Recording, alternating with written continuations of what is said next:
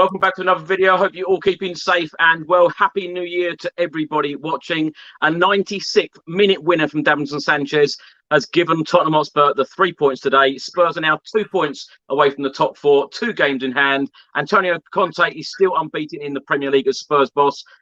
5 wins, 3 draws from 8 games, 18 points from 24. I've got 3 very special guests to talk about this game. Watford 0, Tottenham Hotspur 1. First of all, we've got Richard Whitehead, MBE, Paralympic gold medalist. Richard, how are you? Happy New Year to you. Yeah, really good. Really good after today. Obviously, Spurs winning, Arsenal losing. Boom. I'm proper happy, but I was feeling a bit nervous in the 90th minute, I tell you. Yes. Yes, indeed. We've also got actor Darren Hart. Darren, how are you? Happy New Year. Happy New Year, my friend. I'm good to be here. Very happy to be here. And yeah, it's going to be a fun one. I can feel it in my bones. And we've also got former Tottenham Hotspur star Dean Austin, also former assistant manager at Watford on 3 occasions. Dean, how are you? Happy New Year. Happy New Year, mate. Yeah, I'm very good. Thank you. Thanks for having me again. Thank you very much for your input today. Richard, let's start with you. What do you think of today's game? Watford 0, Tottenham Hotspur 1. We've started the year with a win. Nice 3 points today. Yeah, nice 3 points, but it was a bit of a continuation of the game against Southampton. I thought we were going to start a little bit quicker out of the blocks, and I just felt we looked a bit leggy, a bit tired, obviously, with the fixture congestion. I think some of the players had really hit them hard, so I think they need to obviously really focus in on the recovery into the obviously forthcoming fixtures, because we've got some big games coming up. Regarding the game itself, the first half we had a lot of the ball, lacking that creative player, which I've been banging on about since we got rid of Eriksen, and that's a must. Either January or in the summer, get somebody that's going to interlink and be that final ball player that gives us the opportunities. We've got front 2, front 3. We've got some great players, but we need to have that continuity from the midfield up to our attacking players, and that's what we're lacking today. But obviously, after seeing your YouTube video and obviously you're jumping around in the 96th minute, I know that a lot of people are happy today. Whether the performance is what they're expecting, I'm not sure, but it's more about the result. Darren, let's come to you. I was hoping to jump around with our good friend Ricky Norwood, but he thought it was actually a home game rather than an away game. And when I was waiting for him outside the club shop today, I'm waiting outside the Watford shop. He's saying, well, where are you then? It's very quiet on the high road today. Unbelievable. Listen, he is never going to live it down. Never. He's been renamed. I heard he's no longer Champagne. He's now Satnav Rick. So I feel his pain.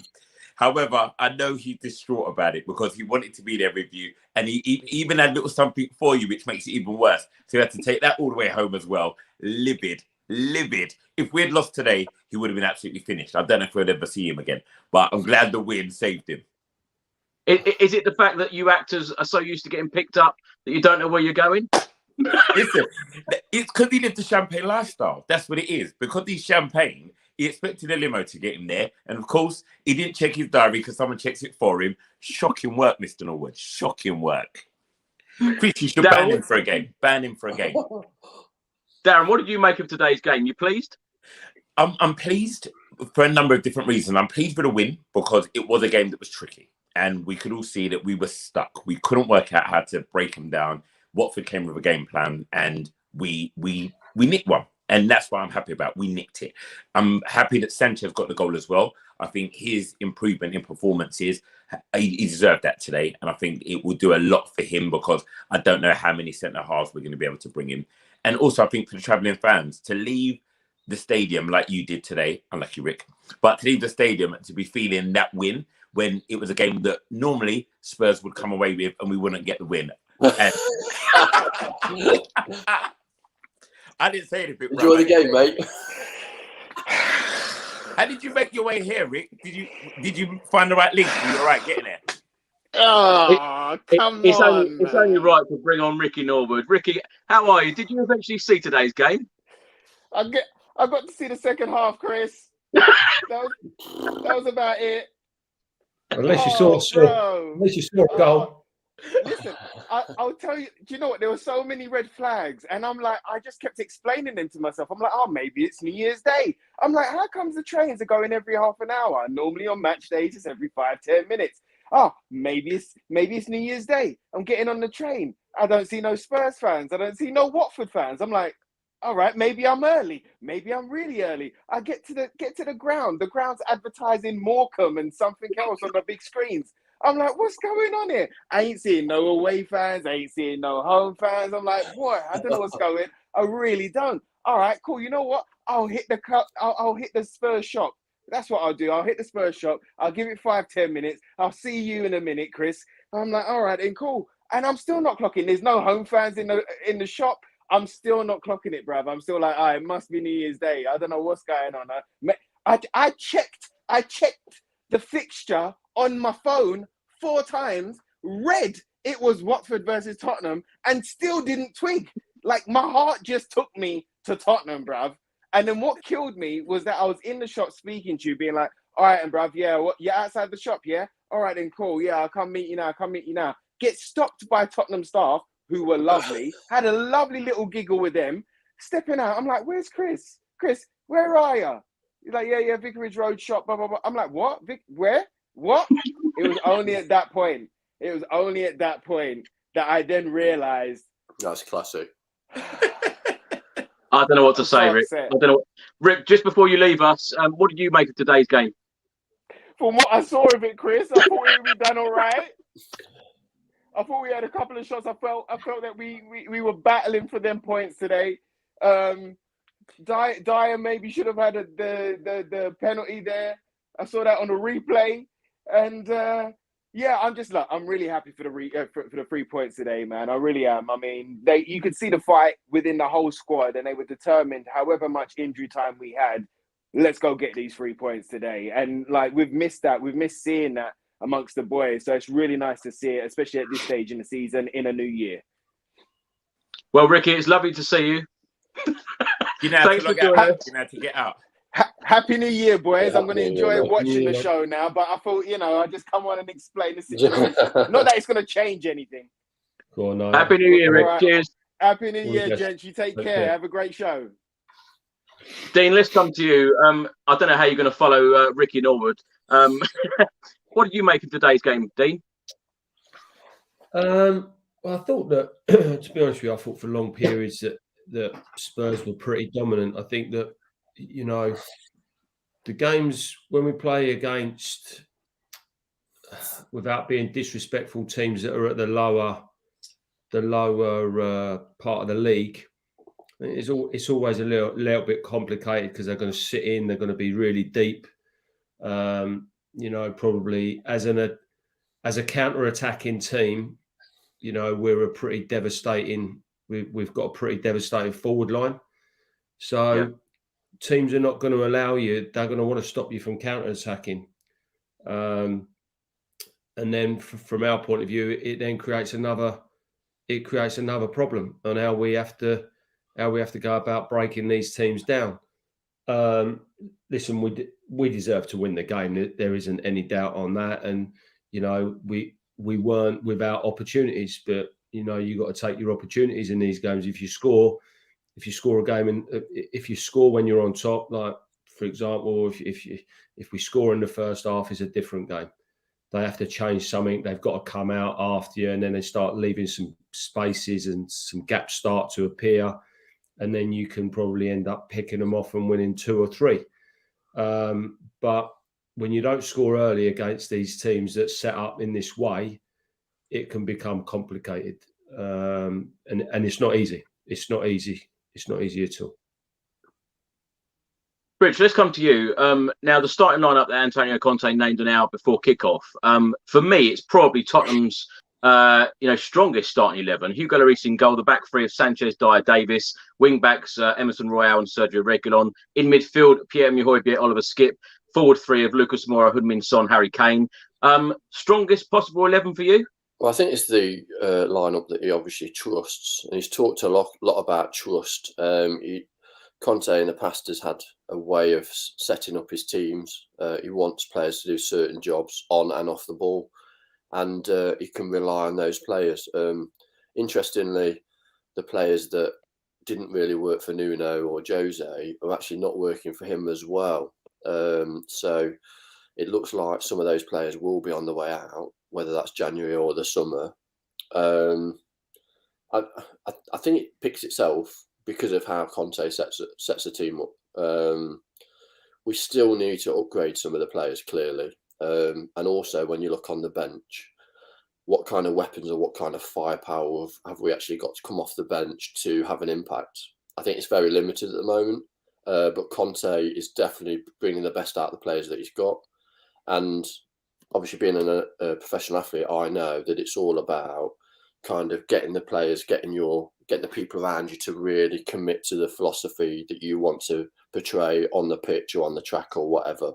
And he's definitely getting that out of the players at the moment. And those players that aren't buying into his philosophy are obviously taking a back seat. Darren, what have you made of Antonio Conte's time at Spurs so far? Because as Richard said there, he has really improved every single player throughout the pitch. And the starting 11 today, I know we talk about the January transfer window, and no one really talks about Christian Romero even coming back into this team. Yeah, very big point. I think what Conte has done is given us fans back the love of Tottenham and the buzz of being at the game, the buzz of match day. But what he's done to the squad, as Richard quite rightly highlighted, he's got players who are buying into his philosophy.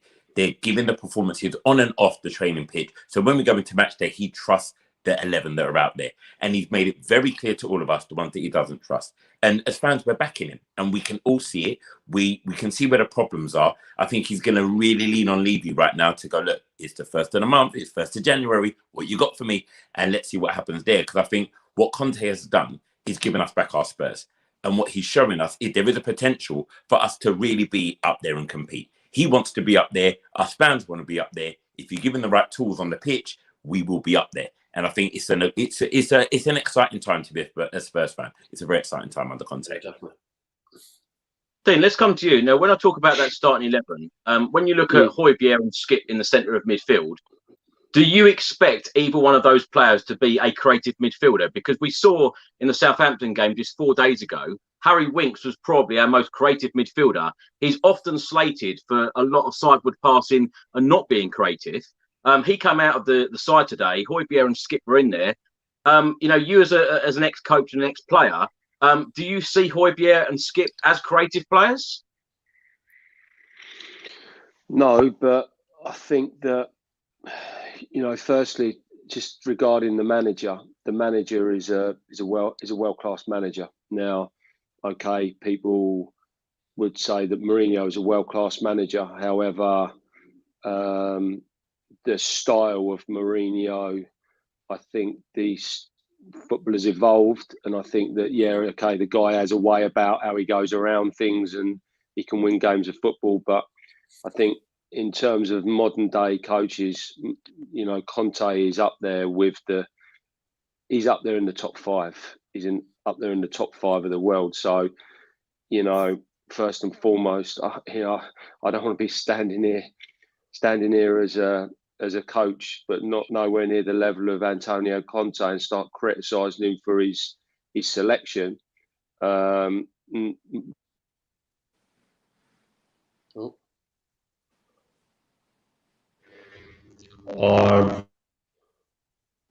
We've just lost your sound at the moment, Dean. Sorry, is that better? That's better. Yeah, that's it. Right. So no, I don't see either of those two as creative midfield players. But what you have to understand is we're in a moment really where they've persuaded Antonio to come to the club. I believe that he will be given the resources that he wants, because I don't think he would have come. He's already turned the club down in the summer, so they obviously had to do a lot of persuading to get him to come. How easy it is going to be for, having been an assistant manager in the Premier League, signing players is a complex situation. Regards to the monies and the fees, you've got the wages, you've got the agents, etc., etc. Now, obviously, there's an infrastructure in place at our club now that, you know, we have a director of football that has a reputation of a very good reputation of being able to get players, and he's going to have to work some magic here. I think that January is always a difficult time because you might have to pay over the odds. However, I think Spurs are going to do some business in January because I don't think Antonio would have come out. I don't think we have a world-class manager, and a world-class manager is not going to come out 2 days ago and say, we've completed our assessment and we know the players that we trust and we know the ones that we don't really trust. Actions speak louder than words. So it's pretty obvious that the Dele Allis and the Ndombele's, their numbers are up at our club. As disappointing as that is, you know, Dele's has had a bad time for a couple of years, and you know is Tanguy have the attitude and the application and the desire that is going to be required under this manager? I don't think so. Interesting that he's come out and said 2 days ago in his conference, he spoke about Winks and said that Winks is a player that he really likes, shown great commitment, great quality in training. He's a very good player for this team and he won't be going anywhere. And I thought that was that also was a message. So I look at their team at the minute and I think that where he is, and having been in a similar kind of position in professional football, is that he has a group of players at his disposal. There's some very good players there. There's quite a strong squad. There are players that probably don't want to be at the club. There's probably players there that he don't want at the club. However, this is going to be a transitional phase for me for probably 2 or 3 windows. And he has to be given that time.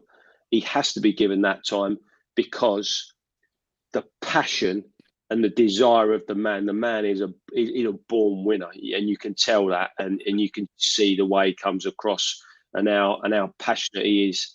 And that, you know, I always feel that a team is always a transmission from the manager. And the team at the moment is transmitting his message on the side onto the field. When you look at that Liverpool game, you know, and how the team played, and you know, it never gave up. It wouldn't be beaten. Do you know what I mean? And they should have won the game. And we should have won the game okay. Now where it gets a little bit complicated, we've gone from being bottom of the running stats, so like regards to physicality, we've gone from the bottom of the statistics under the previous manager. We've gone to the top inside this short period of time under Antonio. So now we've come out of a period where we've just had 3 games in 6 days, and there's been a couple of changes. He's tried to give a couple of people an opportunity, but he hasn't really manoeuvred the team too much. You know, he's obviously, he likes Winks. So he likes Winks because he's come out and said that. He's replaced him for Skippy. So like he's quite all right. He's okay with that one. You know, he's looked at it. He's tried to give Dele an opportunity. You know, he's tried to give Dele an opportunity and give Lucas a rest. But then he ends up bringing Dele off, and Dele didn't play particularly well in the Southampton game. And then Lucas comes on. But there's only a little bit of, there seems to be probably that he's going, right, I've probably got 15, 16 players here who I probably rely on, who I'd be quite happy to put in. They're working really well. I want to give them the opportunity. They've shown me enough that they can help us and that they're good players. Whether they're going to be good enough players for him in the next window and the window after that remains to be seen. But I think his message that he's given is to go, well, this player, this player, this player, this player, I'm quite happy for them to be gone. And if I lose those, and I can get 2 or 3 players of real top quality that I really, really like that can help us, then I'll be quite happy to do that for now. And then we'll go again in the summer, and then we'll make some more changes. So although I think that there'll be a few changes, I think there'll be more outgoings than what there will be incomings. But I could see 3, 4, 5 going out, and I could see him bringing 2 or 3 really, really good players if they think that they can get them. And I honestly believe that Antonio is not a stupid guy. He's an intelligent manager, and he's one of the best in the world. So to come out and say what he said in the press conference 2 days ago, I read quite a lot into that, to be honest with you. I think one of the things that I've read into his management style is the communication, how good he is at communicating with the fans and his actual team. And you can actually see, like what Dean was saying, the messages that he's giving us as fans, as well as the team, that then relates to performance. So especially with Harry Winks, obviously we talked about the sideward passes and passing the ball backwards when he should be looking forwards. His first movement now, if you watch him play, is so much quicker, and he's heads up and he's surveying the picture on the pitch, and is then making that pass a lot quicker. And Conte's asking and demanding from the players a different kind of work ethic than the previous 2 managers. Nuno was very passive with the team, and he didn't portray those messages to the fans at all. And Jose was just in cuckoo land. I've never, obviously, Chris, you know, I've never liked Jose when he was at previous clubs. I think he was never a good fit for Spurs. I said it from the start, and that didn't turn out how it was. I think his record at other clubs was because of the time that he was manager.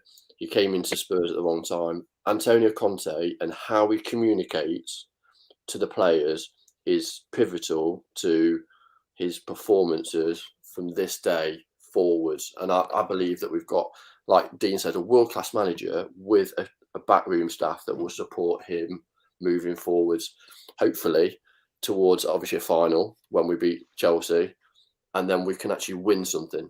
It's important that we win something with Antonio.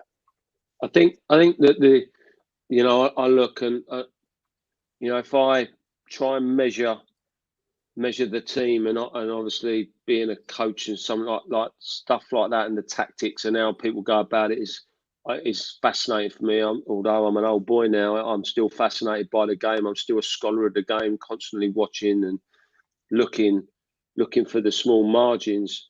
I think that it's very, very easy. It's very easy that the fans have been critical of certain players at our club, and I think that the 2 previous managers played in a quite what I would call an un-Spurs-like way of playing. Quite pragmatic, not really wanting to get after the ball, sitting in, going, well, we've got great players in a 4-2-3-1 to be able to counter-attack, with Sonny, with Harry, with Lucas, with Steven Bergwijn when he comes in. So this is what we're going to do. We're actually going to set up to do this. The problem is that what happens when you're playing at home and 90% of the teams are going to come up and be pragmatic against you. So that becomes then a problem, because then what ends up happening is that we've got an unbelievable stadium with an unbelievable fan base with 60,000 fans in, and it looks like that the players ain't working hard enough because they're being asked to play in a certain style, and to, this manager is going to go about things in a different way. I can tell you that now. This manager, you don't go from the bottom of the fitness stat or the bottom of the physical performance stats to the top inside 8 weeks. So this manager, the first thing he's saying, and this is where you 100% you'll get, he's got the fans already. He's got the fans eating out of his palm of his hand now. Yeah. The reason why, because what he's done is gone, boys, a prerequisite of playing for me and playing for this club is that you got to want to run. Yeah. And if you don't want to run and you don't want to show that commitment and you don't want to press the ball, and you don't want to put your foot in, and you don't want to tackle, they're the prerequisites for me before you even get to the grass at White Hart Lane. Yeah, and I think that is the main thing that you now see. And I think that, you know, we can take loads of different players, and obviously we've spoken about Harry Winks here, and it's, what do you do if you're asked to play in a certain way? What if you're asked by a manager, listen, when you win the ball back, don't give it away. So you don't have to go forwards. If you have to, just keep the ball. Just tick the game over. If we can go forward, we go. But if not, just keep the ball. Just keep the ball. Keep the ball. You see how he played in that game v Liverpool, and it's just like, it's like a different player. Because all of a sudden the manager's demanding he play in a different way. Yeah, 100%. And he's demanding that he plays on the front foot, and he's demanding that he passes the ball forward. So it's very, very difficult. Listen, I've played. Listen, no matter what happened to me in my career at Spurs, and no matter what, and listen, I was criticised for a period of time. But footballers are only human beings.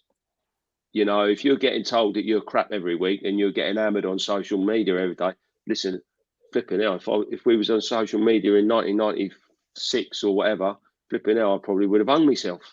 Do you know what I mean? I wouldn't have been able to handle what these boys have to. But if you put yourself out there to be on it, then you've got to take the rough with the smooth. So that's one other thing. Can I ask you a point? Can I ask you a point on that? When you were at Watford just a couple of years ago, were these players looking at Twitter and social media after the game? Did they see a lot of that? You know, people slating them. Yeah, I think they do. Yeah, I think that, you know, it depends. You know, it depends on what type of character you are as well, about how you handle it. You know, some people like won't be able to handle it, and some people are like characters. It depends on what type of character you are. You know, for me, I've always been a character where, in the face of adversity, I think I'm always at my best. I always thought I was at my best when the pressure was really on. You know, I look back at I look back a little bit at my time at Spurs, and I got to a stage when I was suffering terribly with injuries in 94, 95, with not being disrespectful. I didn't want to play against Sheffield United or Ipswich or Norwich. I just wanted the big games. I just wanted Liverpool. I wanted Man United. I wanted Newcastle. I wanted the big games. That was the only thing that kind of got me really going. So from a player's point of view now, really, is that social media, etc., is a massive part of our society, and it's a massive part of football. If players are not strong enough and don't feel that they've got the resilience to be able to handle it, then don't go on it, and don't be on it. So if you want to put yourself out there because you need 1 million followers because of the sponsors that you've got or whatever, and you want to put yourself out there, then sorry, my friend, but you've got to take the rough with the smooth. That's the way it is. Yeah. You're in a very privileged position, and if you don't like it, then get off it. But then you've got to take the rough with the smooth. You want the plaudits. At the end of the day, this is high level, elite sport, world class level, and you play for one of the greatest clubs in the world. So you are, unfortunately, every time you step over the white line, you are going to be judged. And I think Richard would be able to refer to that. Being a professional athlete, you know that everything comes down to your performance. Yeah, for sure. Darren, let's come to you. Just want to talk about Tottenham's defence, because, of course, last year under Jose Mourinho, you know, he was swapping and changing that defence around left, right and centre. Now, Davinson Sanchez, Eric Dyer and Ben Davies, 3 players that were at the club last year and in previous seasons. And, of course, the wing-backs of Emerson Royale and Sergio Reguilon. How does Christian Romero get back into this team now, particularly, you know, when you see the likes of Davinson Sanchez playing so well and, of course, scoring the winning goal today? I think that's a great dilemma to have, I think Romero was brought in to be, if I'm honest, to be the leader of that back line. That's what he was brought in for. And he is world class. We're not going to dispute that here. We know this. And I think being on the touchline, I think for me, I want to be Romero and be hungry to fight to get back into that team. And I think that's what I'm wanting to see. When he comes back from his injury, he doesn't just walk back into that side. And I think he's got to prove himself on that training pitch. He's got to fight with them. And then he's got to displace one. Obviously, it's going to be Phil Dyer or Sanchez that he's going to be fighting to replace. I think Ben Davies kind of holds position because he's our only left footer out there. But that's the challenges you want as a manager. And that's the kind of passion you want on the training ground. You want that team to be fighting to get into that first 11. And I think Romero is going to be up for that. I think he is going to be the one that is going to be the kind of foundation that defense is going to be built around. But I think, as I said earlier, I'm excited that Davinson Sanchez is putting in a performance where he's up at the other end, he's scoring goals, he's making last-ditch tackles like he did against Southampton, and he's playing with a little bit more confidence. Let's be honest, he's not the best defender we've got, neither is Dyer, but what they're doing is they're upping their game. They're putting in that extra effort. They're digging deeper to give a performance. They're probably surprising themselves, to be honest with you. They're probably coming off going, I've had a great one. Like Sanchez to go, I scored the winner today. He would have never wrote that before he got on the pitch, but he did today. And I think that back line is creating a nice dilemma for Conte when Romero comes back. And if I'm honest, this I is think the we thing. need to buy another one. Sorry, Darren, to interrupt you, mate. This is where I think the Skip and the Højbjerg bit comes in for me. So I don't want to put it. I don't want to be disrespectful to them because they're both good players, but they are hard-working, tough tackling, break the game up type players that will offer very, very good protection to that back three that potentially before Antonio come would have been a little bit fragile. Yeah, agree. So I think that where maybe the Wink situation, for example, where he's come in and he's done well and everyone's going, well, why they left him out and now put Skip and like going with Skip and Højbjerg. I mean, you definitely can't play all three of them together. It just wouldn't work because if you was going to do it, you would have to play one as a holder and then the other two would have to be runners. And none of them really are seen in those roles now as forward running midfield players. So I think that what he's doing at the moment, and don't get me wrong, although he might have completed his assessment, I think that when he signs, and I think he'll definitely try and sign another centre half. I don't think he's set on that as a 3. To be honest with you, without a shadow of a doubt. You've got Romero to come back.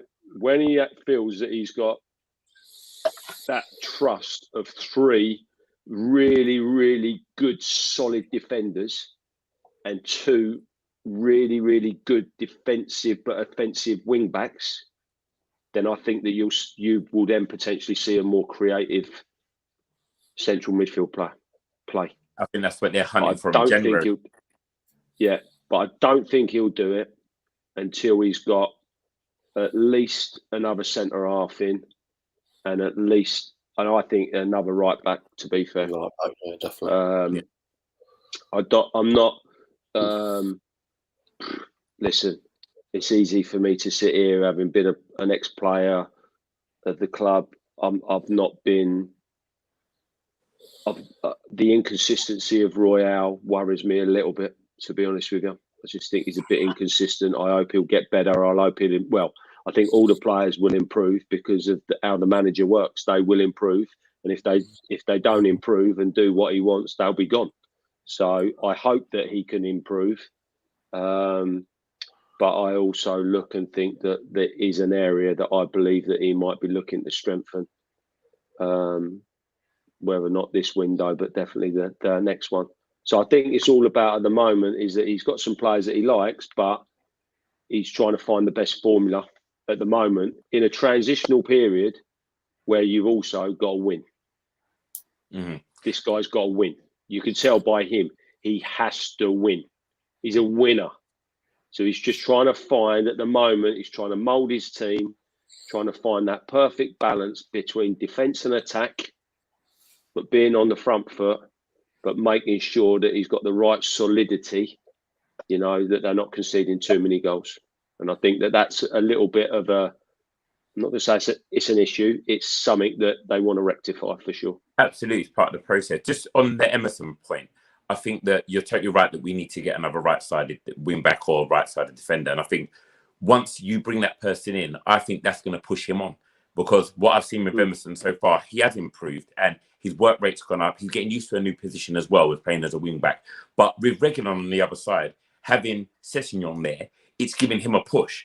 Knowing that there's competition, I don't think Doherty is regarded as someone who's going to play there. I don't think you look at any of the other defenders that we've got that he's going to want to play as a right wing back. So Emerson kind of goes, I haven't got a fight here.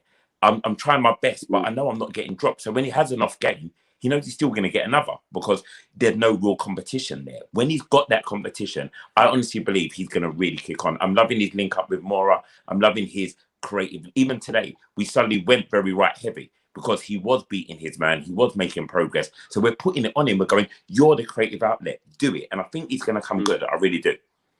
Do you know what, Darren? I completely disagree with you on Emerson Royale because so many fans around me today were really slating him, saying, beat your man, put the cross in, because he had so many opportunities to put a good cross in, and he just failed to do so. And we've seen this so many times, and it's weird because we've only just bought him. We've only just purchased him, and now there's already rumours stating that Antonio Conte doesn't really fancy him and he wants to replace him.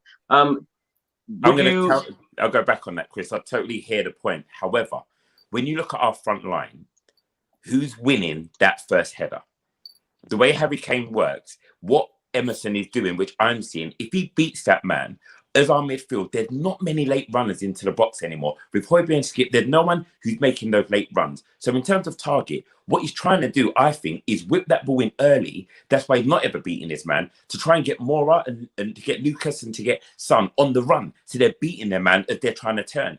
We haven't got an aerial presence until we get a corner, and it's starting to show. If you looked at Watford today, when we were defending corners, we were under pressure because they're a huge side. I don't think trying to just whipping crosses for Tottenham is going to be a successful outlet. Kane is not that great in the air, and I think it's just nothing balls. So I think what we're going to have to do is work out how we move that ball better, and that's why today was a problem. When teams just sit back on us, we don't move the ball quick enough. We don't have someone with the magic pass to unlock a door, and I think that's why we put it on people like Emerson and Reguilon to go, beat the man and whip it in, beat the man and whip it in. Who's winning that header? We get the balls in there, and no one's winning it. No one's winning it. I think the hardest thing now is that, you know, players don't have time. Managers don't have time. Players don't get time. And it's not, even in my time, I've seen many a very, very good player come into Tottenham and not be able to handle their demands. And they've been international players. Some were world-class players. I'm not going to name names, but I've, quite a few. But they couldn't handle the expectation of playing for Tottenham Hotspur. The problem is now is that you have less and less time. So when you're signed for a certain sum of money and you've come from a Barcelona or wherever, you're expected to be the end product and expected to perform immediately. And it's very, very difficult because if you was to think about us, if we were professional footballers and say we're going to go and play in Germany, you think how difficult, how different the game is, and if you're not playing in a team, and for example, he's playing in a better team now than what he was under Nuno, that's for sure. But, he had his struggles under the team's not playing well. He's trying to settle into a new country. Do you know what I mean? It's just not as easy. Like we have this automatic thing that we just think, oh, right, yeah, we're buying him from Barcelona for however many 15 million quid. Yeah, he's coming in. It should be the bee's knees. We're performing for us straight away. It doesn't work like that, unfortunately. For me, personally, I have my doubts. I have my doubts over Emerson. I really, really hope that I'm wrong, and I really hope that he really comes to the fore. But I have my doubts. He will. I believe. I think his end product, there's big questions about his end product. I think, like you were saying before, the kind of contacts he's had on the pitch as he's trying to beat somebody has been one of the most in the league. So it shows he's getting to the positions.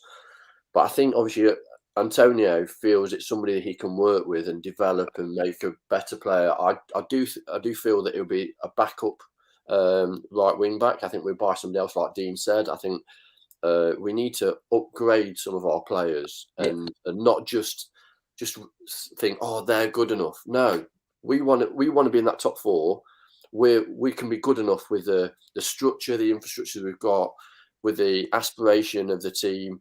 We just need the fundamentals on the pitch working for us. And obviously, me and you, Chris, talked before we came on air about defensively, how Antonio's building that defence and building off the back of the defence. And I go back to when it was the last year at White Hart Lane, and we went through the season obviously unbeaten at home. That's what he's wanting. He's wanting to be unbeaten at home, hard working, and play differently than we do home to away, and also defensively be very solid. I think under Jose and Nuno, crossing into the box defensively, we were terrible. Every time, left or right, 30 yards away from the goal, the ball swinging, and I'm like going, we're going to concede. Like defensively, all over the place. Now, lots of communication on the pitch. Like I said before, about communication is far better. Also, you can see the players are actually communicating with each other and working in pairs, in partnerships, either down the wings or as a centre backs, actually working together to defend their areas a lot better on the pitch, and that communicates to the fans that it's not panic stations all the time like it was under Nuno. It was like we'd concede and then we'd concede again because the players weren't confident on the ball or off the ball, when now it's far better. It's funny you say that, Rich, because even in the 96th minute, I had full confidence that we were going to win today. And it was like it was like the old Pochettino days. It really was. Dean, I want to come back to you. Just want to talk about the two penalty shouts, one on Harry Kane and one on Dyer. And I'd love to hear your thoughts as an ex-professional on the refereeing, the standard of refereeing and VAR at the moment, particularly what we saw 4 days ago in the Southampton game. It's a big I'm one. at a bit of a loss with the whole thing. I'm at a bit of a loss with the whole thing, really, Chris, to be fair. I think that there's a lot of soft stuff now. I think that you just never know. I think it's the inconsistency. It's the inconsistency that we seem to see on a weekly basis is the most frustrating thing. And I kind of got to a stage now where, and it shouldn't be, you know, and we had, I always think about this in the Champions League, when we was in the Champions League semi-final. You know, 1 minute we thought we'd lost. They've gone down the other end, but then the goal, hold on a minute, we've got to call it back. Oh, no, it's not a goal. It's like, it takes it away from the fans. The game's been taken away from the fans now. I can accept human error, right? I can accept human error. There was 2 goals in the games on the 28th. 28th, was it? Southampton? Yeah. So our goal, Harry Kane's goal, that is onside. But they haven't even got the bloody lines in the right place. The actual lines are where they've got all these cameras now, where they line it all up. That one's not, there's no, it's so obvious where their defender's foot is, because you can tell by the markings on the pitch that Harry's onside. He's onside. It's just absolutely no doubt. And there was another game, and I forget what game it was, that was more offside, than what Harry's goal was, yet that got given. The Man City game. Dean, do you think Man City that... game. Yeah, Man City game. Dean, do you think that the VAR needs to be changed with regarding the actual marking points as well? I was thinking about this the other day, that obviously if an attacking player is running through, their body position... For me, it should be foot. Richard, it should be foot. It should be foot. Yeah. Forget the body, because the momentum is always going to take the body forward. Because your defender is always going to be in an upright position, where your attacker's always going to be leaning forwards, aren't they? They've got to be on the move. Yeah. So it's the feet that we should be looking at, not the armpit or the finger. it should be the feet. You should take it off where the feet are, because 100%. poor defenders will be standing upright and square, and good attackers will have their momentum going forward. So my view with this is that it's I don't believe that the man up in the office should be making decisions or overruling decisions. If there's a contentious decision, you should come through on the earphones and say to the referee, go to your monitor quickly, 30 seconds. I remember going to Wembley a few years ago. We was playing Rochdale, and there was a couple of decisions on VAR. It was flipping unbelievable. The referee took about 3-4 minutes to make up his bloody mind whether it was a goal or not. And I was just like, we're sitting there. I mean, it's January. You know, you're sitting in Wembley, freezing your nuts off, and you're waiting for a referee to make a decision for 3-4 minutes. Do you know what I mean? For me, it shouldn't be. It shouldn't be like that. It should be. It's either clear. It's either clear, and the man upstairs says, "Yeah, it's offside," or it's very, very clear, or he says to him straight away, "Listen, this is a close one. Go and have a look at your monitor really quickly." Because they haven't got it. It's not right. It hasn't been right, and it's proved the last 3 days. The Man City one and the Tottenham one, Harry Kane's one. You know, it's been proved. It's been proved that it's not perfect. And I'm all okay for technology. So, for example, the Hawkeye thing that they've now got the line. It shows the line. It's either the ball touches a bit of the line, or it's all over the line. Clear, done, finished. Can't argue with it. This, we're still arguing over it. So therefore, it's not working, or it's not been perfected. So until you get something perfected, the stakes are too high. I would rather accept the human error, rather than the man being upstairs with all these lines and computers and this, that, and the other, and seeing perfectly good goals get ruled out. The one thing that I looked at in that game, like, and to be fair, if Harry's goal is a goal, we go on and win the game. Like, the game's won. Sure. Yeah. So end up going down to 10. The game is won.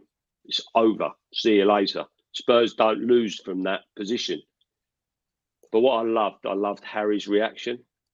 Didn't question it. Turn around to the lads. Come on, lads. Don't worry. Come on. Let's go again. Come on. And I love that.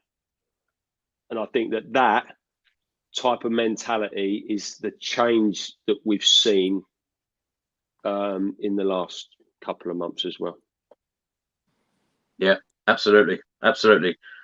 Richard, let's come to you. Goalkeeper and captain Hugo Lloris from today can officially talk to a European club. Are you surprised that Spurs haven't got him to sign a new contract as yet? And do you think it will happen? Wow. Yes. I think, obviously, looking at social media, looking at what people are talking about, it looks like that is a priority for the club. It should be. Obviously, age-wise, he's looking for maybe that last contract, and whether that's obviously back in France with whether it's Lyon or whether it's we have another 2-year contract with Hugo, obviously at Spurs. I think when you look at obviously options at the club, we'd have to have Hugo for at least another season, unless we're going to buy another 2 keepers. I think I'm just really struggling for reasons not to sign Hugo at the moment. Obviously, season wise as well, he's had a very good season. Pulled out some world class saves that's kept us in games, and you can see that he's still got the desire, commitment. A very good professional for the club. Loves the club as well, and I think that's why we need to get that done and dusted ASAP. We don't want him to sign a contract with another European club and then be stuck having to get 2 keepers in this summer. Darren, let's come to you. Do you? Yeah, I do. Why? I do. I just think that if something was going to have been done, then the club should have done it 6 months ago, 12 months ago. I just don't see how you would leave. I just don't see how the situation would be left down to the last 6 months of the season where you put yourself in a position that the guy can sign for another club. Well, I think differently though. I'm not comfortable. I'm not comfortable with it. I wouldn't be comfortable with it if I was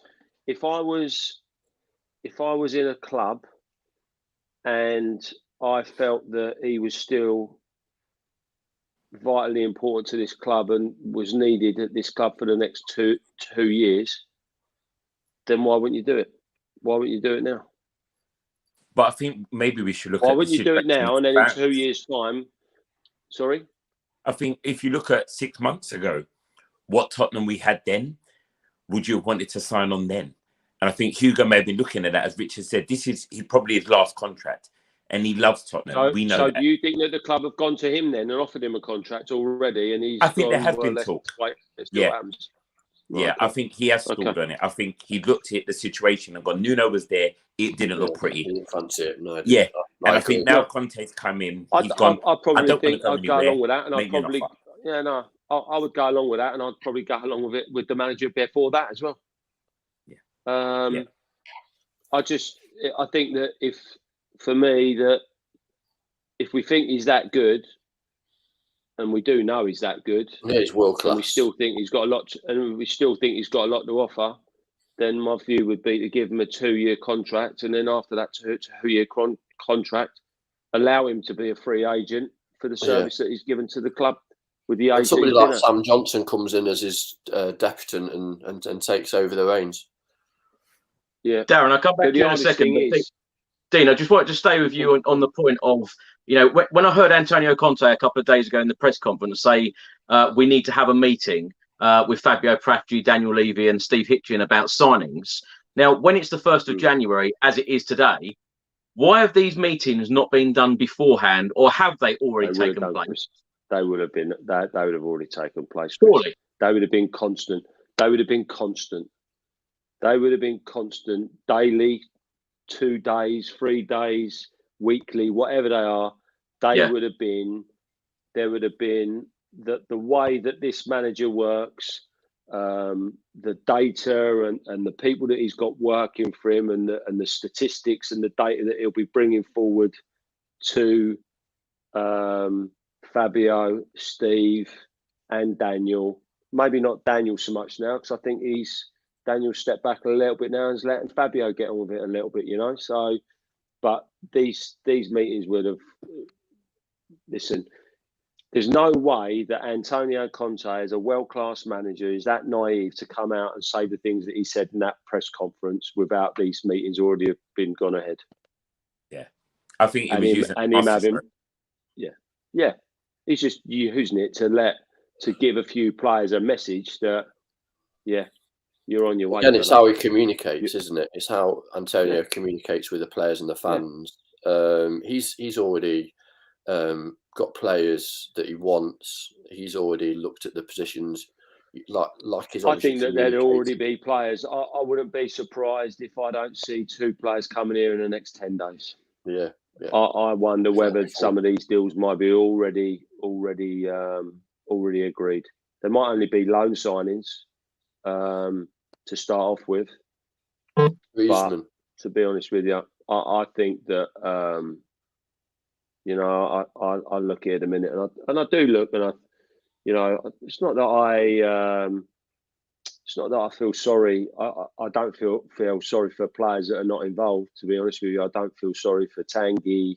I don't like his body language. To be honest with you, I think that you bought someone here for 58 million to 60 million pounds. That he doesn't show the commitment for me that really wants to be a Spurs player. I think Dele has had his problems. Obviously well documented under Jose, and I think he is a player that's suffered, and the only way that he's going to get himself back going, if he can get himself back going, is to go somewhere and play, and that's not going to be at our club anymore, because we're not playing to that style, or this manager's not going to play to that style or system that where Dele wants to play, which is really playing as a number 10 off the front man, and this manager's not going to play that way. So you know, he's the likelihood is that he's gonna. I think that I don't see loads. I see movement, but I don't see loads of money being spent on fees in this window. I think there's going to be just hundreds and hundreds of loan deals going on, with maybe views to things happening in the summer.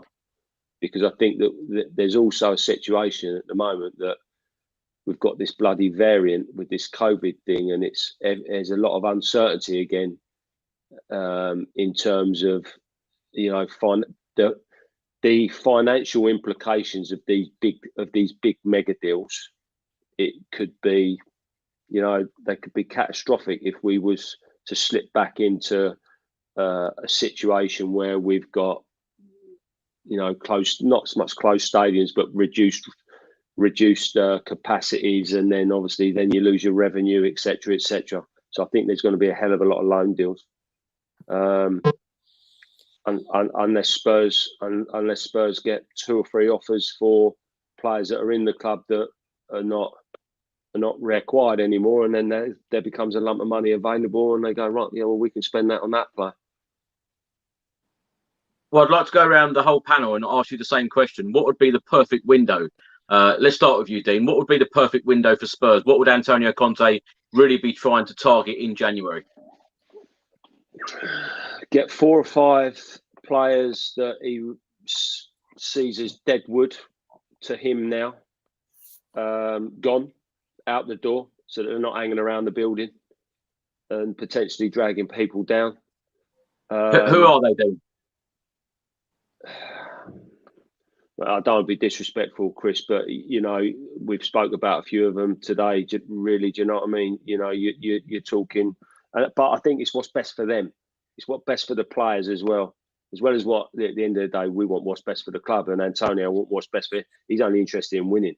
So, you know, I think it's pretty obvious that Ndombele is not in his plans. It's pretty obvious that Dele's probably not in his plans. You know, so there's 2 just rolling straight off the tongue. So for me, I'd like to see a centre half, a centre midfielder, and another striker. Yeah, straight through the core of the team. I've said the same for weeks. I hope you're right. I really do. Rich, let's come to you on the same point. And you know, when you think of Ndombele and Lo Celso, £100 million between them, we hardly even see them. I think Lo Celso probably go out on loan. I think Tongale maybe sold, Dele maybe loan as well. Somebody like Newcastle. I think, like Dean, I would go for a centre back, a creative midfielder, and again, you look at weapons, you look at firepower. It doesn't necessarily have to be that starting 11. It needs to be. You need to have those impact players that can come off the bench. Obviously, we're in COVID times at the moment, so congestion of fixtures. We're already got 2 fixtures owed, so we need to have a team that can rotate in certain areas. We're just relying too much on that Kane, Son, Mora, those 3. We think about it. If you think about, Richard, in 23 days, in the next 23 days, we play Chelsea 3 times, Arsenal, and Morecambe in the cup. And the intensity that the players are obviously having to get to, and then lack of recovery time, and notoriously, obviously, what happens when that happens? Kane gets injured, and it'd be a challenge, or it'd be a tight groin. I think that Antonio would have loved to have been in a position. He would have loved to have been in the position in one of these last 3 games where we were 3-0 up with 20 minutes to go, so he could hook him off. Yeah, 100%. Yeah. So like I say, yeah, like Dean was saying, I agree with the 3 kind of signings. That right wing back, I think, is definitely a position that needs looking at. I think Antonio Conte will have players, like Dean said, he can rely on, maybe through past teams, Inter Milan, Chelsea, whoever, that he can get in for that short-term loan period. Maybe players that aren't playing with their first teams that he can rely on. Right wing back position, I do feel that we're getting a lot of ball down there, and we're not utilising that. And one of the things that I've been very conscious over the last 18 months is having somebody that's a dead ball specialist who can utilise, obviously, those dead balls, whether that's crosses or whether that's free kicks. The lack of pressure that we put on the goalkeeper from dead balls is ridiculous. When we've got the ball on a free kick from 25, 26 yards, who takes the free kicks? Kane, maybe Dyer. He whips it in on the Davidson's head and he scores. Yeah, but but that's obviously for a cross. If it's in front of the stick, we're not obviously creating any pressure on the keeper. But today was an exception, and I was very happy for that. Darren, let's come to you. A comment here from Joey on screen. Ndombele and Dele Alli, the two players who have to go. How many more years are they going to get? Dele has been poor for 3 years now, and Tongi still can't last 90 minutes. It seems under a number of managers, Dele Alli has been given opportunities, but I think I'm with Dean on this one. You know, where Antonio Conte is playing this style, is he going to be in that preferred position? And Tongi and Ndombele, as I said, him and Lo Celso, £100 million between them.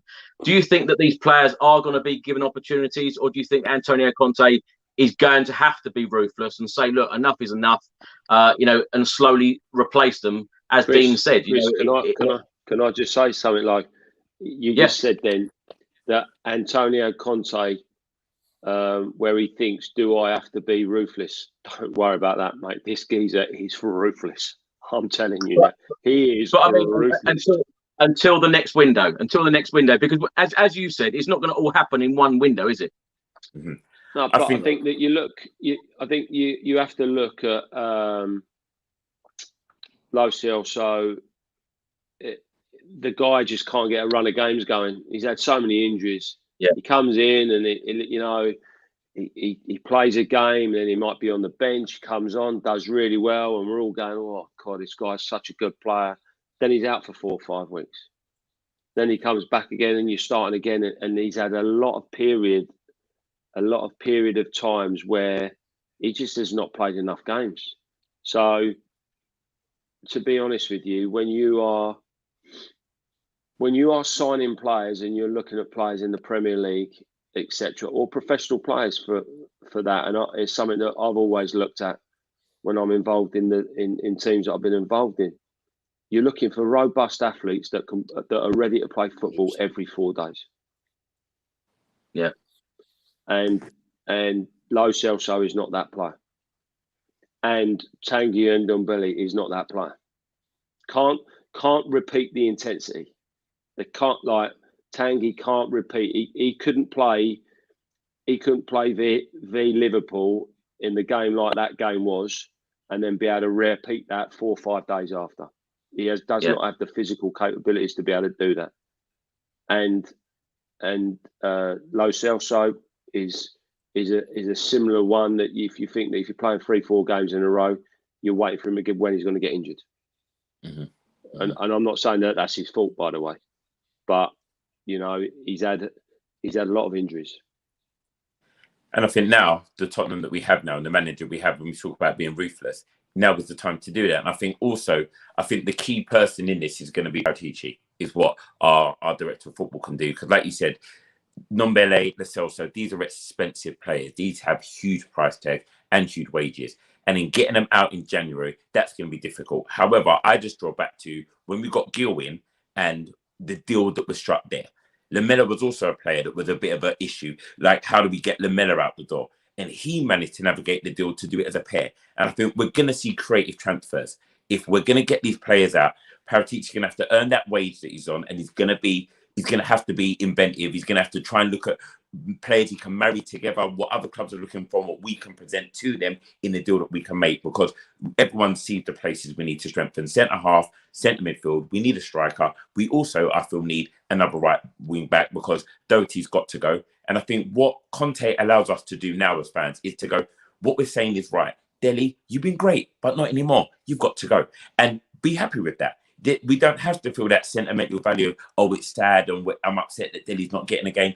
Dele's obviously showing Conte that he's not the man. Conte looking at him on the training pitch and go, you're not giving it to me. Ndombele's on the bench for numbers right now. That is purely what he's there for. He's not being called on to come on the pitch when a game like today, you needed a magic man to open a door, and he didn't look for him. And that says everything about what he believes about in these players. And I think now this transfer window, well, the next 2, maybe 3, I feel are going to be really interesting. I think the financial issue that the whole world of football is facing is difficult. But I think that is why we have Paratici. That's why we have Conte together, because those two's understanding. I read a really interesting thing about Conte when he wanted to make changes at Inter. He doesn't always want the most expensive player. And I think that is the good thing about their system. When Conte says, I want A, Paratici doesn't go Y. He goes, okay, and he tries to make the deal happen.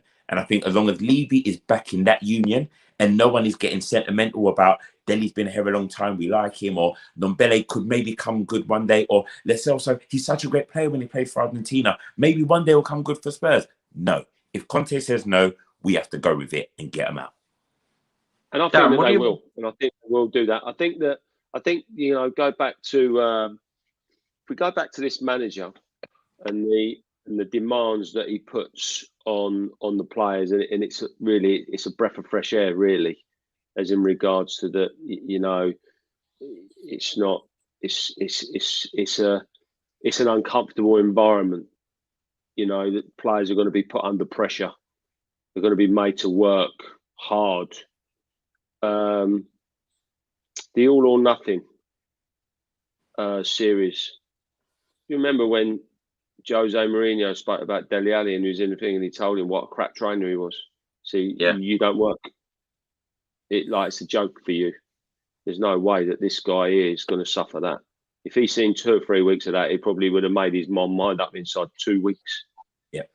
But I also don't think he would communicate it how Jose did, as put so publicly. I think Conte's obviously his man management skill is about, it's kind of, you get the opportunity, you don't take them, you move on.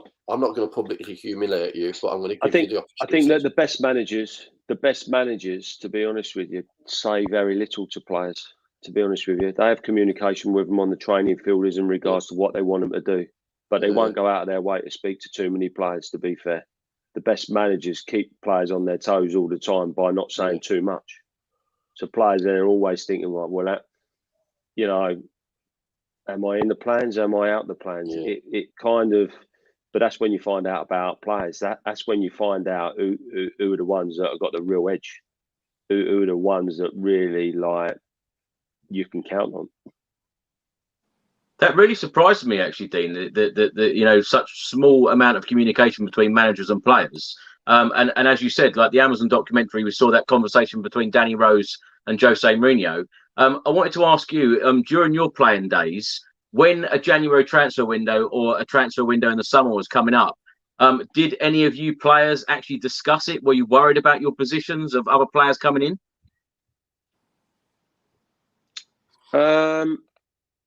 No. There would be discussions for sure. My own experience twice when I was at Spurs. After the first year when Terry Venables left after his fallout with Sugar, there was talk that I was going to Man City or I was going to Blackburn. Ozzy came in and I spoke to Ozzy, and Ozzy just quashed it and sort of said, no, like, at the end of the day, you need to work, you need to improve, and you're part of it. And then after Ozzy left, Jerry Francis came in, and it was on the back of the paper before I was about to play my first game. We was playing Chelsea at home, and the morning of that game, it said that I was involved in a swap with David Barsley from QPR. And I arrived at the stadium and Jerry took me straight into the office straight away and said, it's absolute nonsense. You're not going anywhere. You need to get your head down and get working. You know, we need to get to work. But that's the only couple of times that I've been involved in. Yes, there was other times, definitely, like we did first year. It was the talk of the dressing room when Razor was going to Liverpool. It was talk of the dressing room when Teddy was going to Man United. So yeah, there is that type of there is a little bit of chat like that, but listen, footballers are very, very selfish race of people, mate. To be honest with you, all they care about is themselves. They just care about if they're playing or not and what money they're earning. Let's cut to the chase here. So, you know, I'm not gonna hide it. At the end of the day, you know, there's some players, you know, players are players, but some players are better people than better. But they're all footballers are mercenaries, Chris. Let's cut to the chase. Like, you know, all this rubbish where they come out and say that they care about the club and all that. Sorry, mate. There's only a small minority of players for me that actually don't ruin it for me, Dean. Really no. I'm being honest. I'm being honest, Chris. You know, at the end of the day, you know, I was one of them people that was fortunate to live out my dreams. I was a Spurs fan, and I managed to play for the club that I loved. And you know, no matter what happened to me in my time at Spurs or how badly I felt I was treated towards the end, you know, it's like it's like a partner who's unfaithful. You know, if you love them, you love them. You're not going anywhere. Do you know what I mean? So, and I think that, you know, going on to Harry Kane, I think that it's pretty obvious in the summer that he'd had enough and he wanted to leave. But it would have been the hardest, most gut-wrenching decision that he'd have ever had to make in his life because of his affinity with the club. However, as supporters, as disappointed as we would have been to lose him at that point, our chairman stood firm and went, well, if you want him, you're going to have to pay this amount of money. Otherwise, you're not getting him because he's our player. And, you know, the professional that Harry is, okay, you know, he accepted that decision and he's got on with his job.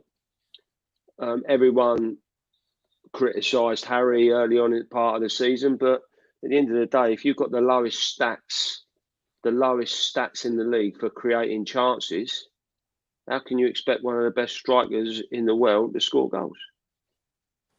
But going back to that, he loves the club. But there aren't loads and loads of players like that anymore. That's why sometimes it's great to see homegrown players. It always fascinates me how sometimes homegrown players always get criticised more by the supporters than what the big stars do, when actually they're the ones who really love the club and they really care about the club and they want to be there. But, you know, that's life. Well, we're having lots of comments in, Dean, saying love your honesty about that. Rich, let's come to you. Dean rightly mentioned Harry Kane there. I was going to come on to Harry Kane and say now there have been rumours flying around that he's now going to sign a new contract at Spurs. Now under Antonio Conte, surely he wouldn't be looking to go elsewhere, would he? Yeah, not at the moment. I don't think so. I think players like him would want that move at the end of the season where if he was going to go, then it'd be under those kind of terms. But also thinking about the project that Antonio's clearly delivering to the players and the fans, it's a great sell now for the players that might have thought about maybe moving on. But also, I think Antonio Conte might be kind of just starting to pencil in the players that he wants for the summer and those that he might want to cash in on as well. It's been a really tough season so far for Harry. Initially, there wasn't the same, and I said this before, there wasn't the same kind of commitment on the ball and off the ball as there was last year. He's still got that desire to score and assist and to be a team player. But obviously, as Dean would tell you, as an elite athlete, you've got to be immersed in that situation. If other things are clouding your judgment, creating external pressure, stress, anxiety from not just obviously his team players, but also his team, his agent, his management team, as well as the fans, then obviously his shoulders aren't that big to be able to hold all this. It's a real big kind of thing for a player to, and you see a lot of players that have these kind of issues where they're wanting to go or try and force a move, then their performances go right downhill. And I think Harry's start of the season, he was really struggling to find confidence in his own ability. clearly over the last couple of games, it's been different. You can see it, but also Antonio's wanted him to play more in between the posts to score goals. Last season, obviously, fantastic with the amount of assists and goals, but we won shit all. And we didn't, as a team, for me, did we progress under Jose? No. I think Harry and Sonny obviously got the plaudits, but we didn't win that trophy. We didn't progress as a team. And Harry at the moment was at that crossroads. It still depends on the recruitment as well, and obviously how the project is pushed to Harry is whether Harry will stay and sign another contract with Spurs. I think he still wants that kind of Man City type of move. It's clear with obviously his body language through the summer, but hopefully stays with the team, because I don't think we're going to get the kind of money that we were going to get maybe 6 or 8 months ago. I think there's something key, Chris, in this Champions League. Yeah, 100%. I think Champions League will be a big factor, in my opinion. I mean, I could be wrong, but you know, as well as competing for trophies and being in the mix, which, you know, I certainly feel a lot more optimistic than what I was 3 months ago, put it that way, in terms of the direction of where we're going. Yeah, definitely. Just think that we've got that manager who's a born winner, and you know, I just love his passion. Where do you think we finished? Where do you think we finish? Well, I was just going to come on to that, Richard. Let's start with Darren. I was going to say, if we don't do any business in the January transfer window, can Tottenham finish in the top 4, or is it all about this January transfer window if Tottenham can push for that top 4 spot? If we don't do business in this window, we finish 5th. If we do business, I think 4th is there to be taken. I think all the elements are there in terms of where the team wants to go. The project is there, and 4th is up for grabs. Arsenal, ourselves, West Ham, Man United, we're fighting for that spot. But if Conte is the manager, I believe out of all of those, that is the manager that could take 4th place if you give him the right tools. So I think if we get, I think the big point for us is our bench. You look at our bench and you don't really want any of them to come on, if I'm really honest with you. And I think Conte looks at that when he wants to make a change. He doesn't have the resources.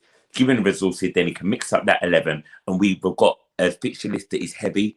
I believe we can do it if he gets the injection of players that he wants. 2 or 3 could really change this team. So 5th with no changes, 4th if we make it. Dean, we're going to talk about the Carabao Cup semi-final, which of course is coming up on Wednesday shortly. But I just want your thoughts on this, because we quite often talk about this subject on this channel week in, week out. Top 4 or a trophy? What's more important? You know, for you being. Can I ask you a question? Can I ask a question? Yeah, go on. Do you think that Harry Kane stays if we win a trophy, or if we finish in the top 4? Harry Kane, personally, I think that he would probably stay if we were in the top 4. But I think that Harry Kane's mantelpiece is pretty empty right now, and he needs trophies. He really does. And you know, for me, talking on this channel day in, day out, and I talk about trophies. It's quite often joked about how much time I talk about trophies. Our last trophy at the club was 2008. That is a ridiculous stat. Yeah, it's I can't give you the answer that maybe you would want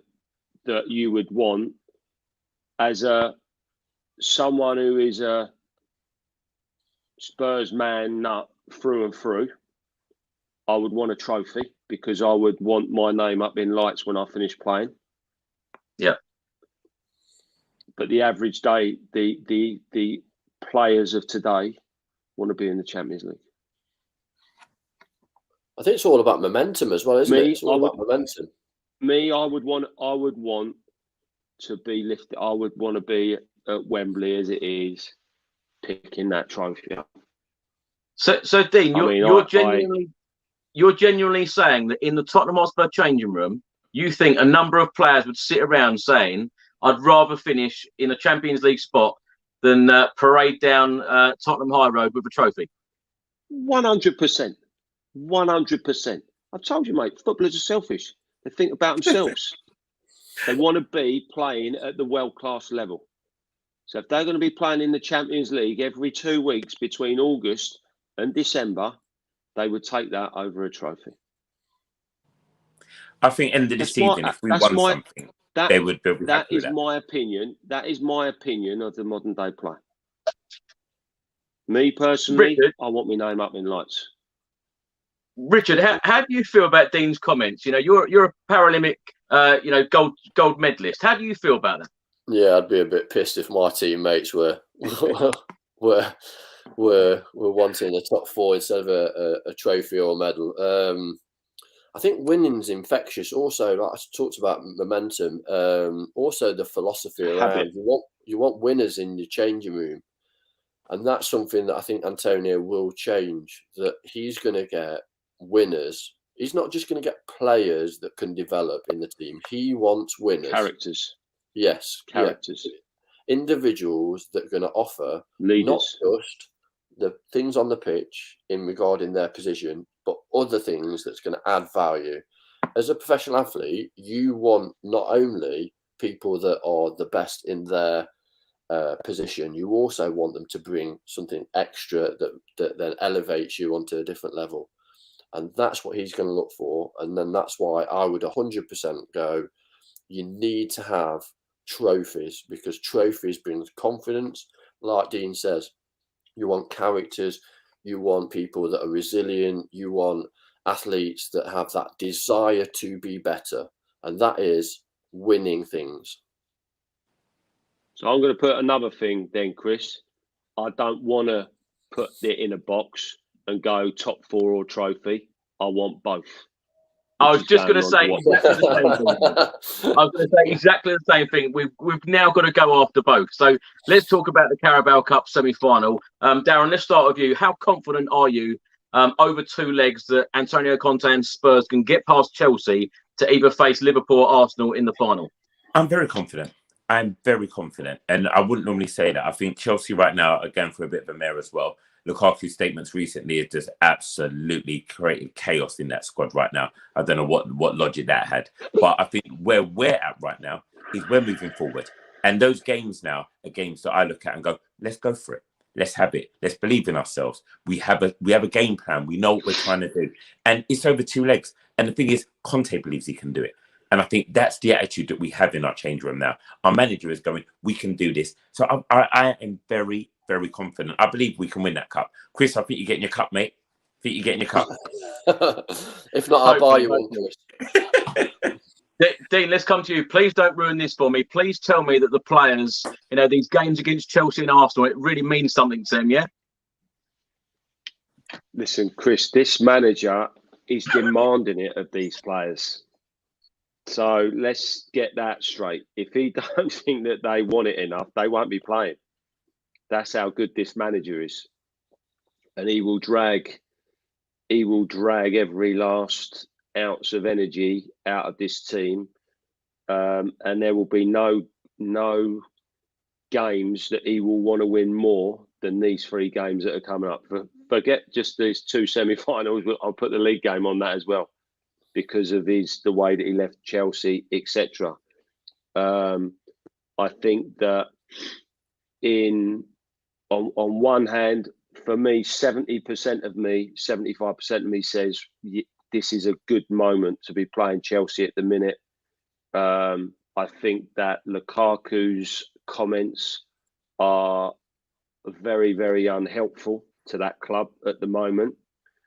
I feel that it's now putting a little bit of scrutiny under that, or putting the manager under a little bit of scrutiny, which I'm going to be interested to see how he handles, because he's had it pretty plain sailing since he's gone in there and they won the Champions League. They've got I think that there's a few issues there. To be honest with you, I think there's a few issues at Chelsea at the moment. So I'm hoping that the momentum that we have at this moment in time, you know, it's just like, if you look at Tuchel at the minute, all he keeps doing is moaning. Every time he comes on a he's moaning about the schedule. He's moaning about COVID. He's moaning about the injuries. I mean, the other day he's saying, he comes on the TV, he's coming on his press conference, he says, one more case in midfield and we're screwed. The following game, he had Conte, Barkley, Havertz and Sal all on the bench. So something's rattling the guy at the moment. And I think that Antonio can definitely rattle this guy. I think Antonio might slightly tweak the team. I think he might go with 3 in midfield, especially in the away leg.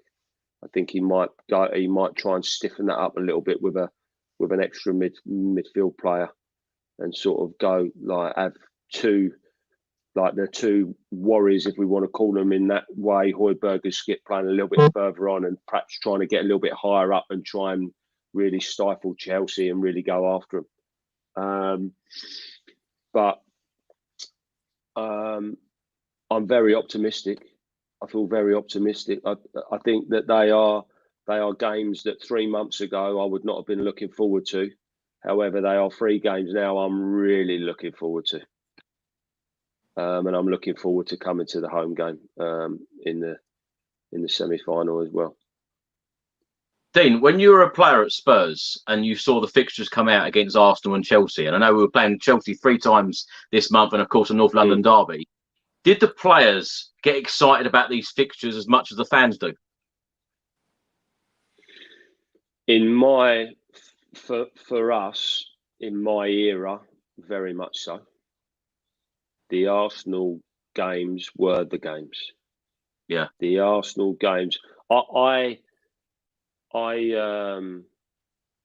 first year I was at Spurs, and we played Arsenal 3 times, and we won twice, and we lost the semi-final, which was, you know, probably one of the most devastating days of my Tottenham career, to be honest with you. The following year, I didn't play well in the 2 Arsenal games. I built myself up so much and used up, and Richard will definitely relate to this, being a professional athlete, when you psych yourself up for something and you use up so much nervous energy that when you go out there, you can't perform at your best because you ain't got the energy. You haven't got the energy to perform. We know So I had to find a way after that. I had to find a way. I had to find a way, and I found a way through psychology, to be fair. After that, I was very someone who was always really, really hard on himself. Even when we won, I would always be looking of how can I be better, and I missed that pass, or I missed that tackle, or that 1v1. The winger went by me once, and so I was always judging. But in the following year, I kind of got it back. I kind of found the correct balance, to be able to find the correct balance. But in answer to your question, the first thing I looked at when them fixtures come out is when we're playing Arsenal. Was always the first. It was always the first game, and the players of our era. But it's different because I think that it's up to the English boys, the core English boys that you have in the dressing room. It's up to them to get the message across to the players about how much that it does mean. Yeah. And I remember watching the game last year at the Emirates, and I remember walking out after an hour just because it was like, you know, there was just no passion. There was no passion and no desire. But I never go. I'd never be. I don't watch this and we'll have bad days, of course. But we'll have a lot less bad days under this manager than what we have under the previous managers that we've had. The last 2 that we've had. You always, at the moment, with how we are, you're always going into the game full of optimism, thinking that we know that we're going to get a tune out of our players. Dean, how many points from our next 2 Premier League games? against Arsenal and Chelsea? I'll take 4, but I want 6. Love it. I'll take 4, but I want 6. Well, I'm sure Antonio Conte wants 6 as well, and he will demand 6. Richard, same question for you. And how confident are you feeling about this semi-final against Chelsea? Yeah, I think 4 points for 2 Premier League games. I think the Chelsea games are going to be really tough and tight. It's going to be a tactical masterclass from Antonio that's going to get us through to the final. When you look at the matchups of the teams, there's nothing really to be scared of. I think you've got a lot of their players are going in and out of form. Some of their players that have really been stalwarts in their team have been in and out of the team. I'm not that concerned about the Chelsea that was maybe 2 or 3 months ago that was just rolling over teams. I think our biggest problem is going to be fatigue around the amount of games we actually have, and it's really important that some of the players, or we're in match situations that we're able to rest some of the players, like Dean was saying, we'll maybe have Kane off for 15-20 minutes of some of the key games. If not, we're going to have injuries that's going to massively impact not only getting to the final, but also final league position. I think we're going to get through to the final against Liverpool, but it's going to be very tight against Chelsea. I think it's going to be 0-0, 1-1 away, and then maybe 1-0, 2-1 home. I noticed Dean looked up then when you said, we're going to get into the final against Liverpool. Is he getting carried away, Dean? No, we've got to, haven't we? We have to get carried away. That's what it's all about. That's what being a Spurs fan's all about, isn't it? Mate, I need to go to a final. Well, we play Liverpool, and it's not like it was in Madrid. I think that, you've got a situation, and this is definitely going to come into play. Chelsea play tomorrow, and we've had an extra 24 hours. Yeah. The FA Cup games aren't really going to come into play. They play Chesterfield and we play Morecambe. So both teams are going to be very much rested. Second string teams are going to be playing, and opportunities are going to be given. And then it's going to be all on the game on the 12th. But I honestly believe that I do believe with what's going on. There's something not quite right at Chelsea at the minute. There's something going on that's for Lukaku to come out and say something like that is it's just something not right for me. And it will be definitely a distraction. Plus, we've got an extra 24 hours. So we've got an extra 24 hours to recover. And I honestly believe that we will go there and get a result on Wednesday night. And I don't think we'll get beat, put it that way. Well, I've got a final question. We're going to win or we're going to get a draw. In 2022, a simple yes or no, will Antonio Conte and Spurs lift the trophy? And I want your prediction on where Tottenham Hotspur will finish in the Premier League at the end of the season. Darren, let's start with you. Yes, we're winning a trophy, and I'm going for 4th. Wow. Ambitious, Dean, a trophy in top 4? Yeah. But I'm not saying 4th. I'm looking at the league now, and I'm looking at the games we've got coming up. I think the next 23 days are going to be quite pivotal. But yes, I definitely think that we're going to be. I think we're going to be in the mix for everything that we want to be in the mix for. Because this manager is a born winner and he wants to win every game.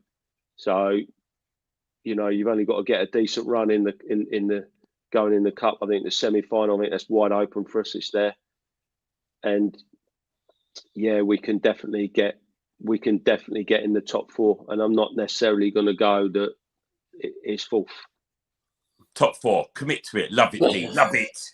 Do you know, Dean? I love this positive Dean Austin, because the last time you were on here, Jose Mourinho was our manager. I was on death row, Chris. I was on death row, mate.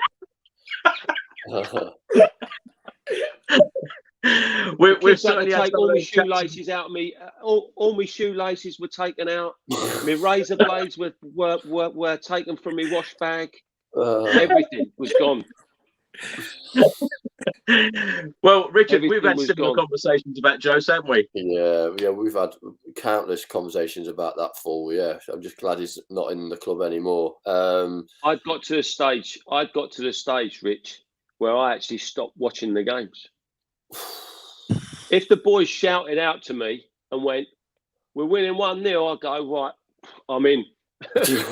As soon as they come in, and one of my, I've got twin 14-year-olds. Are one of my twins is literally, it is how he talks. Like, this is straight how he talks to me. Who we got the weekend, Dad? Like, and he's nuts on his football. I call him Stato. He knows everything. Like, knows all the stats of everything. Well, Dad, I ain't sure about this game, Dad. Like, and but it's like, I'm not sure if we're going to win this one. But it's not. I'm not sure about Spurs. It's us. It's like, I love it. He's like, Dad, I'm not sure about Dad. He's like, Dad, I'm not sure about this game. There's a different. Definitely a different attitude in our house now. I wasn't. To be fair, it was. On one hand, when Jose went, I'm kind of like, well, yeah, good, okay, but who are we going to get next? And then you sort of get the Nuno, and you go, well, so that whole situation, it wasn't inspiring. It wasn't inspiring, was it? It didn't inspire. No, it didn't inspire. You've done a good job at Wolves, etc. As well, and they said that literally towards the end of his tenure there, it just went. The Wolves fans just lost faith in him. Then we got all these like kind of managers that were set up to be our next coach, and then all of a sudden we get Nuno, and I'm like going, how is he going to take the team forwards? It was always going to be an interim position until Conte or Pochettino came in. It was always going to be an interim, so it was never going to work. He was never going to give the financial support that he wanted, and I'm a lot more confident in the process because I can see it and I believe it, and I've got confidence in the structures that are put in place now. I think top four is within the player's grasp. Now it all depends on what kind. I feel the recruitment is key, and like Dean said, it might be that we get a couple of loan signings that fill some of the gaps that we've got. But I also think that the FA Cup and obviously League Cups are things that we should always go for. So a semi-final, we go for it. We go for it both games. We get to the final and we make sure that we put on a Tottenham performance in the final. Not the poor performance that we had against Liverpool in Madrid. I went thousands of miles to Madrid and then to see that crap. And then Pochettino got the one mistake wrong around Moura not starting and put Kane in. And it killed me. So I want Spurs, Liverpool, redemption, winning that cup. I'll be there, and it would be like me back being in Madrid, and then obviously finishing the season fourth, back in the Champions League. Would I think would make sure that some of our better players, like the Kanes, will stay and commit their future to the club. Just imagine, though, Rich, a Spurs Arsenal final. Wouldn't that be incredible? Yeah, it would be, but I don't know. It would if we won. Yeah. It would be when we win. It'll only be if we win. When we win, sorry, when we win. I've got this new positive, Chris. I'm thinking what you're saying. I've got a feeling the Liverpool Spurs final. Dean, I've got to ask you why you're on, because we've had so many comments tonight asking the question, any plans for you going back into management or indeed doing any pundit work? I'm open to offers. No, I'm involved in. I don't have any immediate plans to go back into management, Chris. To be fair, I've taken on a different role. Actually, a friend of mine is the owner of St Albans City Football Club. We've got big aspirations of building the club, and we've had a very positive first 5 months of the season. We got to the FA Cup second round. We was on television against Forest Green. We beat Forest Green. So I'm director of football there at the minute. Putting a lot of what Richard's been talking about processes and putting processes in place for the football club to be able to move forward. Club has aspirations to get to the Football League. plans are in place for a new stadium. So I'm only looking at that at the moment. Working ridiculous hours, by the way, but it's been very, very enjoyable. Something I'm really, it's a club I'm very, very passionate about because it's a club that I started at. It's a club that gave me my opportunity when I got released from Watford back in 1988. So it's something that I'm really enjoying at the moment. I'm really enjoying it. Time will tell. I'm not that old yet. I'm 51. I'm still in love with the game more now than what I was when I was 17, 18 years old. I just love the game. It's a crap industry at times, but it's the beautiful game. So I'm still loving what I'm doing. I'll never say never. I'll never say never on anything, Chris. You know, I had obviously had my short spell at Northampton where you talk about things going for you and having that little bit of luck and the ball running kindly for you. And we're going to have that, by the way, with Spurs. The ball's going to have to run kindly for us in a few situations. The ball never run kindly for me at Northampton. Monday to Friday is in regards to training, and what we put in place was unbelievable, but then we just couldn't transfer that into the results. But sometimes process does take time. I think Antonio will need that time, but I'm more enthusiastic about Spurs now than what I've been like since before Poch was here and etc. Or when he was here. I feel really optimistic that if we give the guy the correct backing, I think that we've got a manager here that will definitely bring some success to our club. And when we talk about success, we're actually talking about trophies now, as well as being in that Champions League every year as well. So I don't have no immediate plans, mate. I'm enjoying what I'm doing, but you never say never. As in terms of the punditry, I'm actually working tomorrow as a pundit on Radio Verulam in St Albans, commentating on the game, local derby versus Hemel Hempstead. So I'm doing that tomorrow. I haven't actually been asked to do stuff like that. I'm doing it tomorrow really because I've been on a couple of times last year before I took the role, and they've asked me to go on tomorrow and talk about a lot of the projects that we're also doing at St Albans. So I'm doing it tomorrow on a very small scale, but I'm always open to offers, mate. If Sky come in, you never know. Or BT Sport, you never know. I can imagine it, Dean. You on Sky and you'll say it's only about the money. They're only interested in the money. Well, listen, it's like, listen, Chris, I could come on here and it's very, very easy. Look, I've been there. I've been a player. Listen, I've worked with players. No, Dean, it wasn't a criticism. I love your honesty. I really do. I've worked. I work with players from the age of 5 years of age in my own academy in St Albans on a Monday evening, from 5 years of age to working with world-class Premier League players. And I can only tell you how I see it, and that is how I see it. Whether it bursts people's bubbles and people think that it's wrong for me to come out and say that, I apologise, but I will always be honest. You know, you can only say things as you see it, and unfortunately, the majority that is how I see it. Yeah.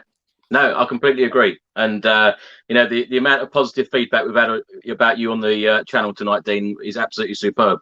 Franco writes here, fourth place is all about consistency. And I bet under Antonio Conte, ours will be better than Arsenal, West Ham or Man United can manage. I'm sure it will. And hopefully in the January transfer window, we'll get a good few players in, which will really kick us on. Richard, Darren and Dean, I can't thank you enough for all of your time tonight. Richard, tell everyone what you're up to. And, much going on in 2022?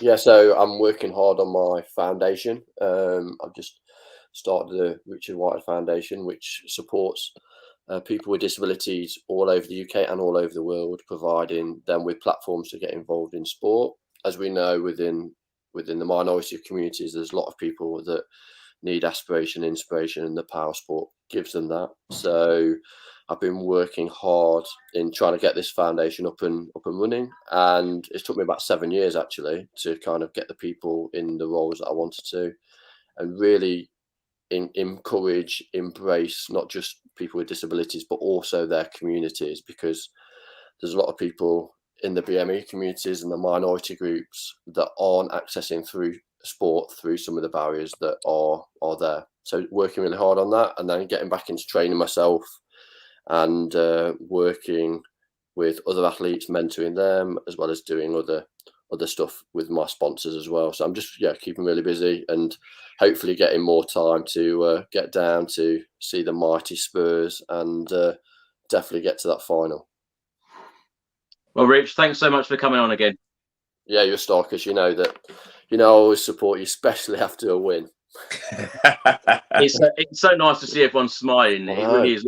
These last 2 months of doing these shows have just been a dream. It's just been so different, compared to last year under Jose. I can tell that from talking to Dean and Richard so much, before.